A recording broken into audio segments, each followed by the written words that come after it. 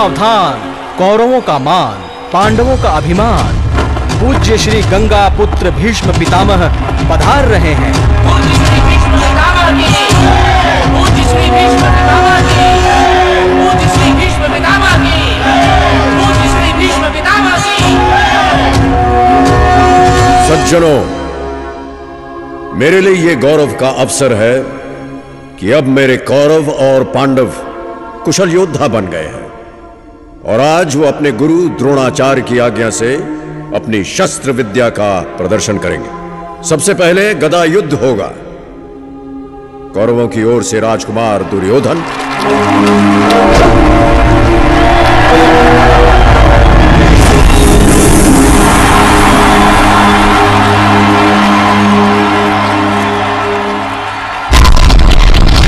और पांडवों की ओर से राजकुमार भीमसेन।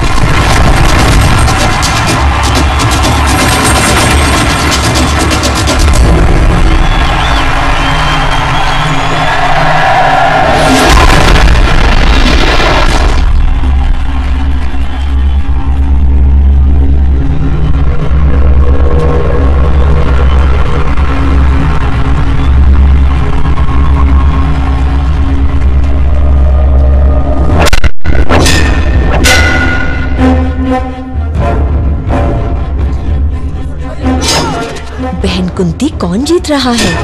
महारानी गांधारी, मेरा भीम बढ़ बढ़ कर वार कर रहा है। और दुर्योधन? दुर्योधन भी कम नहीं है, अब वो पछाड़ रहा है भीम को। मन करता है अपनी आंखों से दुर्योधन का पराक्रम देखूं। और मेरा मन करता है अपनी आंखों को बंद कर लूं, कहीं मेरे भीम को मेरी ही नजर ना लग जाए।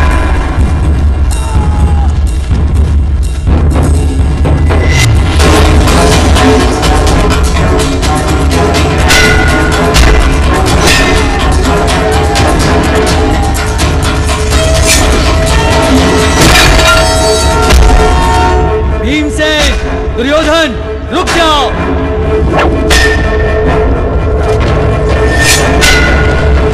पितामह, इन्हें रोकिए। दुर्योधन, भीमसेन। दुर्योधन और भीमसेन की हार जीत का निर्णय कम से कम आज असंभव है। अब मैं पांडव अर्जुन को आमंत्रित करता हूं।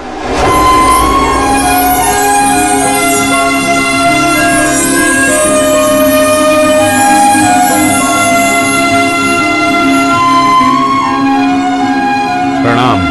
आयुष्मान भव। मैं भगवान की सौगंध खाकर कह सकता हूं कि अर्जुन जैसा कुशल धनुर्धारी और कोई नहीं। यह सत्य नहीं है।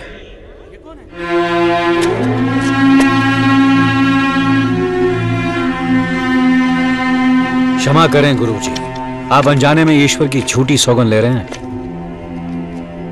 मुझे अपना कौशल दिखाने का एक अवसर दिया जाए।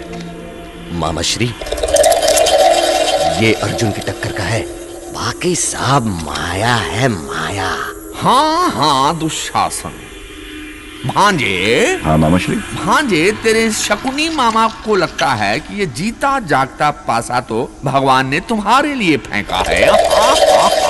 आपका संकेत समझ गया मामाश्री। तुम्हें अर्जुन से बड़ा धनुर्धारी होने का गुमान है? पहले ये तो बताओ, तुम हो कौन? मैं कर्ण हूं। कर्ण कौन? ये सारथी अधिरथ का पुत्र है। अधिरथ का पुत्र? एक साधारण सारथी पुत्र के साथ मैं मुकाबला नहीं कर सकता। कर्ण सारथी पुत्र नहीं, मेरा बड़ा पुत्र है। रथ हाँकने वाले के पुत्र, कुत्ता और यज्ञ का प्रसाद खाने की कामना, एक दास पुत्र और राजकुमारों का सामना। इस मुकाबले में केवल राजा या राजकुमार ही भाग ले सकते हैं, तुम नहीं। तो फिर आप अपने शब्द वापस लीजिए गुरुजी, कि अर्जुन ही त्रिलोक का सर्वश्रेष्ठ धनुर्धारी है। तो इसका भी कोई प्रमाण नहीं कि तुम अर्जुन से बढ़कर धनुर्धारी हो।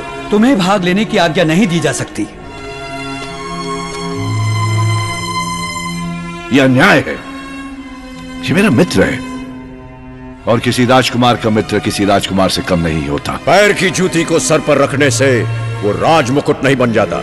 जिसके कुल का किसी को ज्ञान नहीं, उसके साथ युद्ध करने में राजकुमारों का अपमान है। अपमान। पितामह, कर्ण को भी किसी शतरानी ने ही जन्म दिया होगा। अर्जुन जी। तुम इसके साथ युद्ध करने के लिए इसलिए तैयार नहीं क्योंकि ये राजकुमार नहीं? जी। तो ठीक है, मैं कर्ण को इसी पल अंग देश का राजा बनाता हूं। दुर्योधन, गिद्ध ऊंचा उड़े तब भी हंस नहीं बन सकता।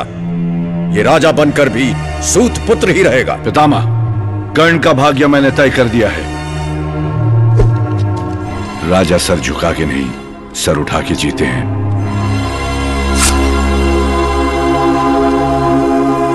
अब तुम्हें इस मुकाबले में भाग लेने से कोई रोक नहीं सकता। मित्र, आज जो तुमने मुझे सम्मान दिया है, इसके बदले में तुम्हारे लिए जान भी दे दूंगा, और अर्जुन से अपने अपमान का बदला उसके प्राण लेकर ही लूंगा। परंतु आज उसके प्राण नहीं, उसका अभिमान छीनना है। और कोई प्रश्न? अर्जुन,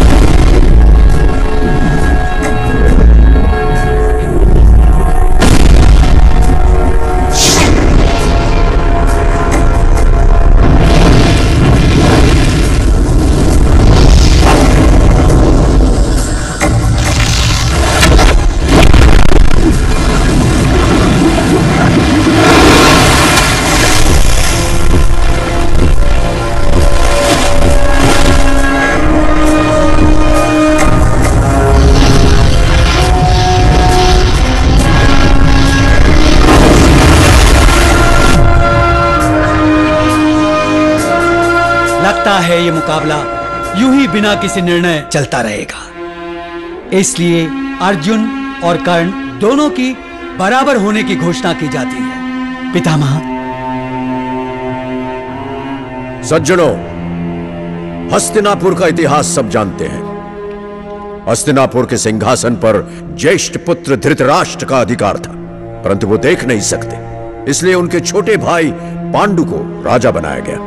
अब क्योंकि स्वर्गवासी महाराज पांडु और इस कुल के सबसे बड़े पुत्र युधिष्ठिर राज्य संभालने के योग्य हो गए हैं, इसलिए उन्हें युवराज बनाने की घोषणा की जाए। मैं ताऊ जी की इच्छा का सदा आदर करता हूँ। प्रधानमंत्री विदुर जी, मेरी ओर से युधिष्ठिर को युवराज बनाने की घोषणा करें। पासा तो उल्टा पड़ गया। मैं धर्म रक्षक न्यायपालक सम्राट धृतराष्ट्र की ओर से राजकुमार युधिष्ठिर को युवराज बनाने की घोषणा करता हूं।